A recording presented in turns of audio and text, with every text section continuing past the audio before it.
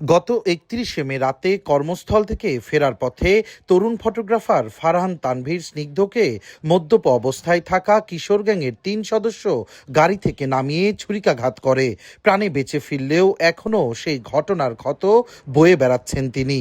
অন্যদিকে ১৭ই April senior junior দ্বন্দ্বে ছুরিকাঘাতে প্রাণ হারায় স্কুল ছাত্র সামিউল সিয়াম।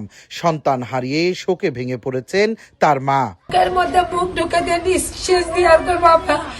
আমি তোমাকে অক্সিজেন দিচ্ছি বাবা, তুমি আমাকে একবার আব্বু বলো বাবা। আমার ছেলে আমার সাথে একটা কথা বললো না।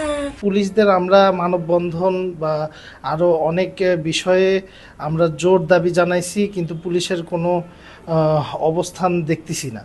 গোয়েন্দা তথ্য অনুযায়ী শুধু বগুড়া শহরেই সক্রিয় রয়েছে অন্তত ১৫টি কিশোর গ্যাং, যাদের নেতৃত্বে আছে ৪০ থেকে ৫০ জন চিহ্নিত অপরাধী।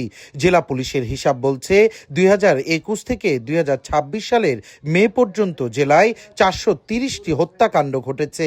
চলতি বছরের প্রথম ৫ মাসেই হত্যাকাণ্ড ঘটেছে ৩৯টি, আর ধারালো অস্ত্রের হামলায় আহত হয়েছে শতাধিক মানুষ।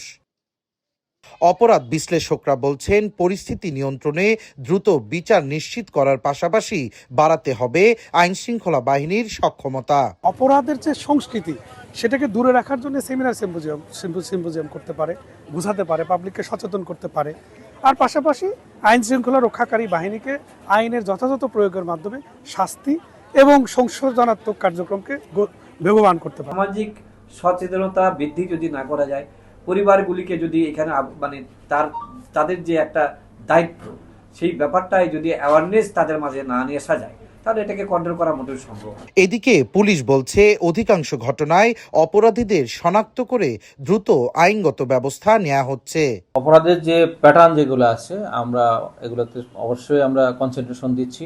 আমরা আমাদের পুলিশের যে ব্যবস্থা বা যে আমাদের কার্যক্রম, যেটা প্রিভেন্টিভ মেজার বা সেগুলো বৃদ্ধি করতেছি, এবং যে অপরাধগুলো ঘটতেছে সেগুলো আমরা তাৎক্ষণিক রেসপন্স করতেছি এবং সেগুলো সমাধানের চেষ্টা করতেছি। একের পর এক হামলা ও প্রাণহানির ঘটনায় উদ্বিগ্ন সাধারণ মানুষ। আইন শৃঙ্খলা পরিস্থিতির উন্নতির জন্য দ্রুত বিচার ও কার্যকর পদক্ষেপ নেয়ার দাবি স্থানীয়দের। সঞ্জু রায়, দেশ টিভি, বগুড়া।